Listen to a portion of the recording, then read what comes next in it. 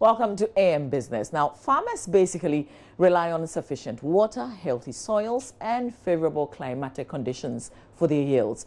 But imagine if farmers could now control the environmental factors that influence plant growth to enhance their productivity. Today on AM Business, Sheila Tamaklu visits the Agric Greenhouse Capacity Building Center at JoyNews to explore greenhouse farming and how this could grow Ghana's vegetable markets.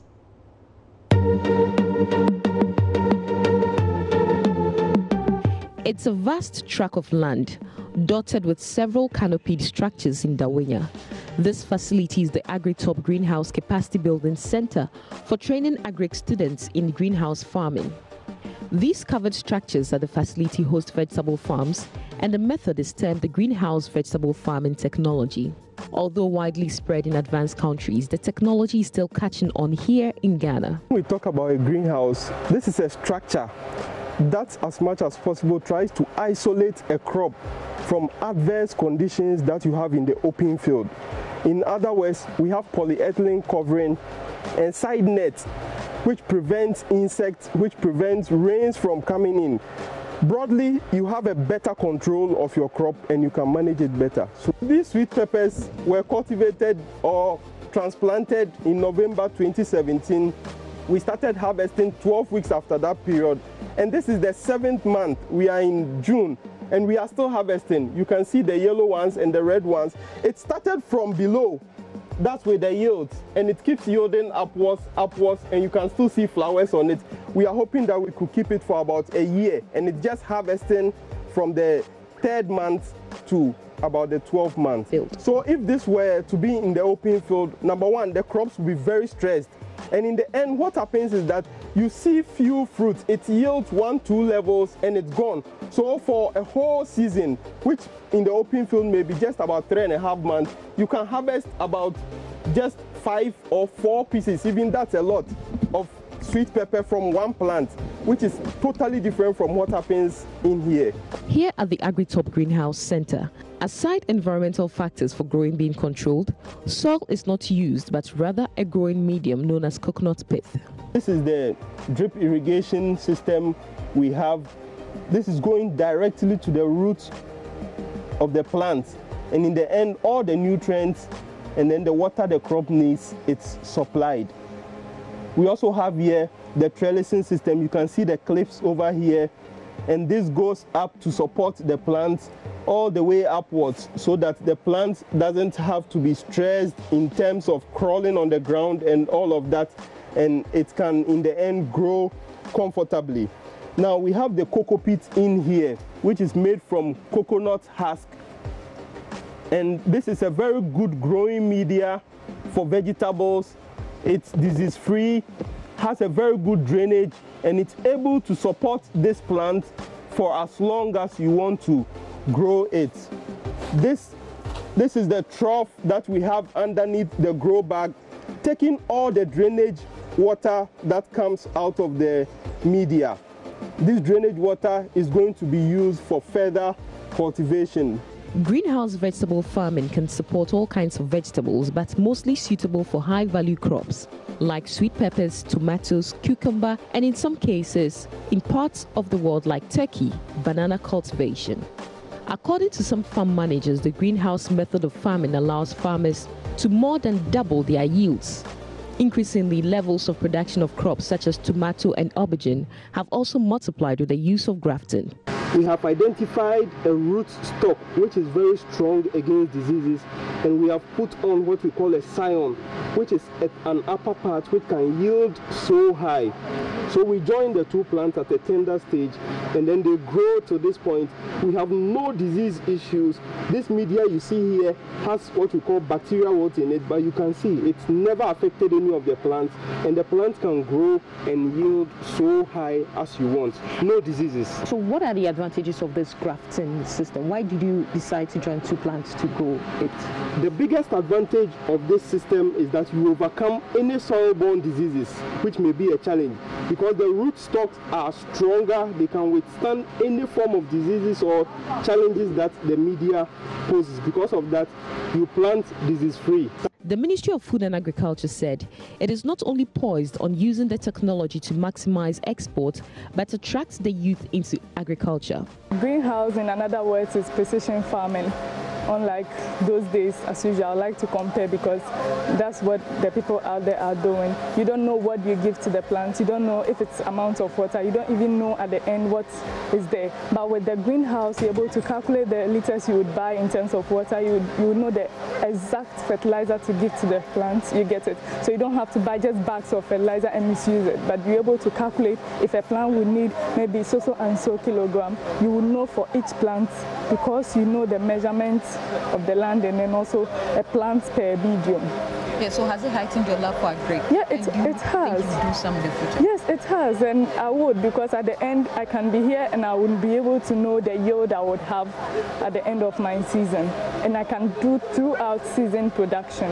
I don't need to wait for rainy season. I don't need to wait for dry season before I can go into production. I have a land. Okay. I have a land, so I was planning to utilize that land. To maximize that land, and I was not thinking about greenhouse. I was thinking about the normal ones, but I heard about this greenhouse and I said, okay, then I can also utilize the greenhouse as well.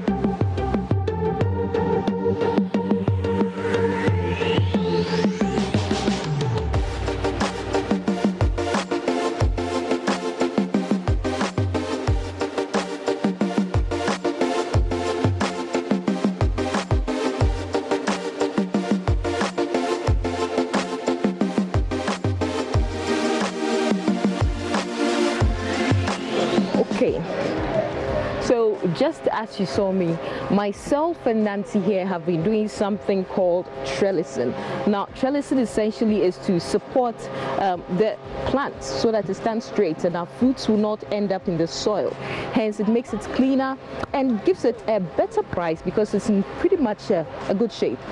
Looking at this particular environment here, where we just did farming, I mean, on a regular day, I may not be holding a hoe and a cutlass, but if farming is going to be looking like this with technology, certainly it will be the best way to get a lot of youth to get into agriculture and farming, just like myself and Nancy here. Obviously, with this, I would do Agric any day, but give me a hoe and a cutlass and maybe I may think twice about it. Although the technology will impact greatly on production, it is very costly. An average-sized greenhouse structure, for instance, can cost between $8,000 to $15,000 to set up. According to research by Ghana Veg, one will have to operate on a large scale in order to make profits. Irene Ejiri is the head of Department for Agribusiness and Economics at the University of Ghana. In tree agriculture in Ghana, we know 10 hectares or 10 acres, which is 4 hectares, is the minimum you need to establish. This one, students of mine have done some analysis.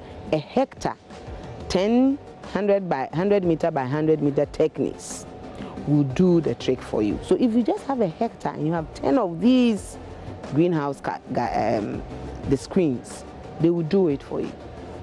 If you started with one, it means that you are like me, you are not immediately dependent on it. You are first following a learning curve, and that is how I will go. I will just start with one, expand, until I get my hectare and then replicates. So within 5 years, if I have 50 of them, I am sure now I am in business. And for business, in the first 5 years, you should do a learning curve and then establish. By that time, your links, in terms of your marketing links, who the intermediaries are, even your farmer organization is now coming, greenhouse farmers organizations. In 2015, the World Bank pushed in $2 million towards Ghana's greenhouse dream, establishing 150 out of the estimated 260 greenhouse facilities across the country. Just 2 years on, only few of these facilities are functional. High cost of maintenance and inadequate logistics have been largely blamed for the rather unfortunate development. So how sustainable is the current project? About 8 years or 10 years ago, we have a crop services division. Under that division or directorate, we have a farm at Amanhia. There's one there now. They did all the experimentation brought a lot of farmers to visit it and train them. Now that is, if you like, a white elephant. The project was over. There is no money to even continue with the demonstration, and so it is not being used. So government can touch it, but I bet you that if they don't have money to continue, it is not sustainable, because our peasant farmers will not have that kind of capital. They will not explore, you get me, to get markets so they can get the money back and reinvest. They don't do business. They leave it to chance, and that cannot work. It is a private sector initiative, and that's why the government comes in with the physical infrastructure that we cannot build. I am a private person. I can't build good roads. The water that I will tap for my fertigation should be there. The electricity should be there. Do you get me? Anything, if it is, even if I'm using diesel something to manage my genset, it is that fuel price I am interested in that is going down. Incentive for people who bring in fertilizers to continue to do the importation. If government wants to build a fertilizer plant so that fertilizer prices can go down, that is good. Government probably can do that. From the moment that we replant a plant till the time that it will get to the fruit itself get to the shelf, there is a long journey, and if we are missing some elements inside, then we are losing the yield and losing profit and losing the quality and losing, at the end of the day, the fruit itself. So it should go through on a right way of growing system, plant protection, post-harvest, and then after the post-harvest, the treatment before it gets to the market. It cannot be that we are taking out tomatoes from the greenhouse and in this 30 degrees we put them in a box and sell it to the market, because it will clearly affect the shelf life and the quality of the food. For many, the concept of greenhouse technology might seem quite sophisticated. But although perhaps the case, some are hopeful with the right training, even the small-scale farmer can be roped in. This is a tomato which is broken color, so it's good to harvest. You wait for some time before consumption.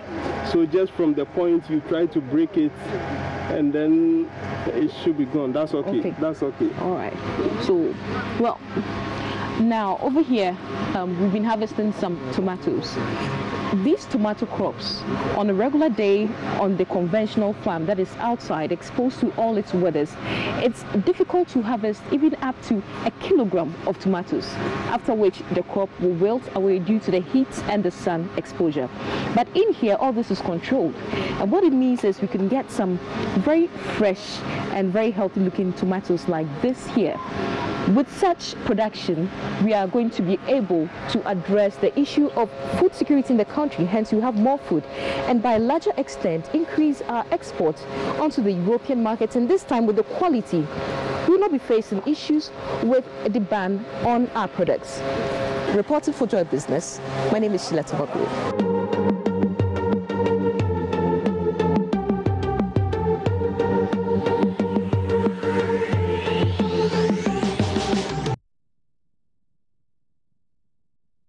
Greenhouse farming, very refreshing, and we hope that it inspires you to want to start something, even if it's really small. AM Business on the AM show is on every Wednesday and is brought to us courtesy EcoBank, the Pan-African Bank. So make a date next Wednesday. But up next, Roland Walker and his guests from Parliament.